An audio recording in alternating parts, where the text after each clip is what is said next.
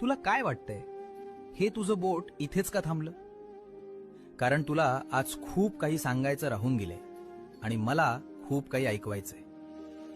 हे तुझं आणि माझं नातं आहे, योगायोग नाही. दुखतंय ना रे काळीज, गळा दाटून येतोय ना. तुला वाटतंय या जगात तुझं कोणीच नाही. तुला विसरायला मी काही माणूस नाही, मी तुझा स्वामी आहे. कुणाची भीती वाटते तुला? त्या संकटांची ज्यांना मी माझ्या पायाशी ठेवतो. उठ आणि डोळे पुस.